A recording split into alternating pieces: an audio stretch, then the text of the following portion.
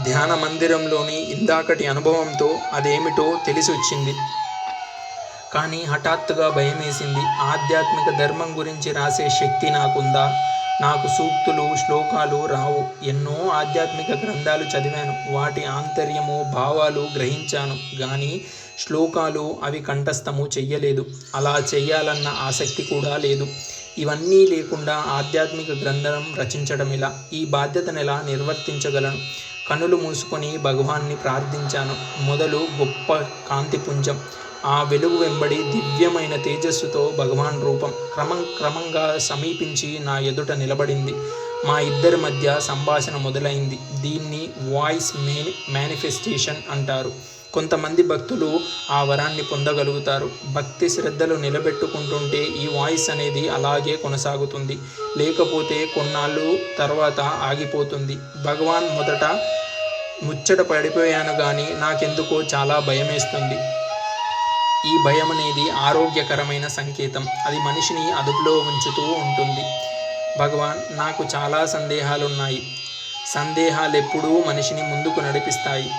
భగవాన్, చాలా తక్కువ కృషికే ఇలా ఆవిర్భావం ఇచ్చి కనికరిస్తున్నావు కదా, ఈ అర్హత నాకెలా వచ్చింది? కల్కి ధర్మంలో ప్రవేశించాలన్న ఆలోచన కలిగినప్పుడే ఈ అర్హత ఒకరిలోకి ప్రవేశిస్తుంది. ఆ ఆలోచనే అర్హతకు మొదటి మెట్టు. తర్వాత మెట్లేమిటి? తీవ్రంగా సాధన చెయ్యటమా? ఇందులో సాధన అంటే గంటల తరబడి మంత్రం చదవడం, ప్రార్థన చెయ్యడం కాదు. అసలు ఇవి చెయ్యకపోయినా నేను పట్టించుకోను. కల్కిని అంటే నన్ను పట్టుకోవాలంటే ఈ ధర్మాన్ని అవగాహన చేసుకోవటమే కాదు, జీవితంలోని ప్రతి ఘటనను కల్కి ధర్మం అనే నేత్రాల్లోంచి చూడగలిగి ఆ సారంతో మనసుని, శరీరాన్ని నింపేసుకోవాలి. వాటితో అవి నిండిపోయి వేరే వక్రమైన ఆలోచనలకు చోటుండదు. అప్పుడు ఆ మనిషి ప్రవర్తనలో, ప్రతి కదలికల్లో ప్రేమ వెల్లివిరుస్తూ ఉంటుంది. అసలైన ప్రేమంటే ఏమిటో సత్యలోకంలోకి అడుగుపెట్టాక తెలుసుకుని ఉంటావు. ఏమీ ఆశించని ప్రేమ. అది ఉన్నదని ఇహ నుంచి రుజువవటం మొదలవుతుంది. అన్కండిషనల్ లవ్ అంటూ నేను నేర్చుకున్న సత్యం మనసులో మార్మోగుతుంది. ఆ శక్తి ఎలా వస్తుంది భగవాన్? నా అనుగ్రహం వల్ల లభిస్తుంది. మళ్ళీ మొదటికొస్తున్నానని అనుకోకపోతే మీ అనుగ్రహం పొందటమెలా? నాతో బంధం పెంచుకోవాలన్న నిరంతర తపన, ఆ తపన ఉంటే నేనే క్రమక్రమంగా వశమైపోతూ ఉంటాను. నేను వశమైన కొద్దీ అతనిలో ఘనీభవించి ఉన్న చెడు కరిగిపోతూ సరళంగా మారిపోతూ ఉంటాడు. అతనిలో సరళంగా, నిర్మలంగా మారిపోయాక నా నుంచి అతని నుంచి నేను తప్పించుకోలేని స్థితికి వచ్చేస్తాము. సరే, తపన ఉంటుంది భగవాన్, కానీ అది ఒకటే అర్హత కాదు కదా.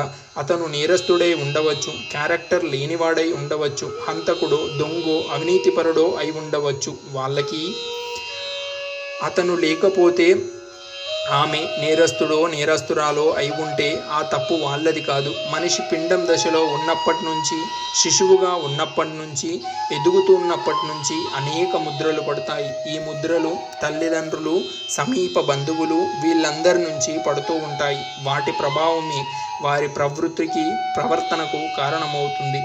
భగవాన్, క్షమించాలి. ఈ విశ్లేషణ ప్రతి నేరస్తుడు తన రక్షణ కోసమో ఉపయోగించుకునే కవచమో, ఎస్కేపిజమో అవుతుందేమో కాదు. ఈ నిజాన్ని తన మీద వేసుకోకుండా తప్పించుకోవడం ఎస్కేపిజం అవుతుంది. క్యారెక్టర్ లేని వాళ్ళు, నువ్వో రచయితవి కదా, చెప్పు, ఈ క్యారెక్టర్ అనేది శరీరానికి సంబంధించిందా, మనసుకు సంబంధించిందా? మనసు ఎలాంటిదైనా శరీరానికి సంబంధించిన వ్యవహారాలకే ఈ క్యారెక్టర్ అంటగడుతున్నాం. అవునా?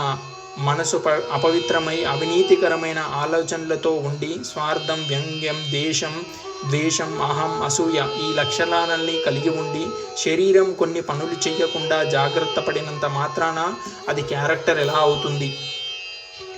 అది జాగ్రత్త అవుతుంది, క్యారెక్టర్ కాదు. ఎంతోమంది సంవత్సరాల తరబడి ఆధ్యాత్మిక చింతనలో ఉన్న ఏం ఫలం పొందకపోవడానికి కారణం ఈ భ్రమే.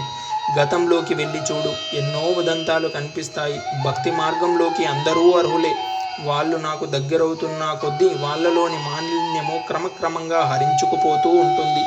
అన్ని విధాల క్యారెక్టర్ ఉన్నవాడే భక్తికి అర్హుడనుకుంటే అలాంటి అమలిన జీవుల కోసం ప్రపంచమంతా గాలించవలసి వస్తుంది. మాలిన్యం లేకపోవటం కాదు, ఉన్న మాలిన్యాన్ని కరిగించుకొని ప్రక్షాళన పొందడం ఆధ్యాత్మిక ధర్మం.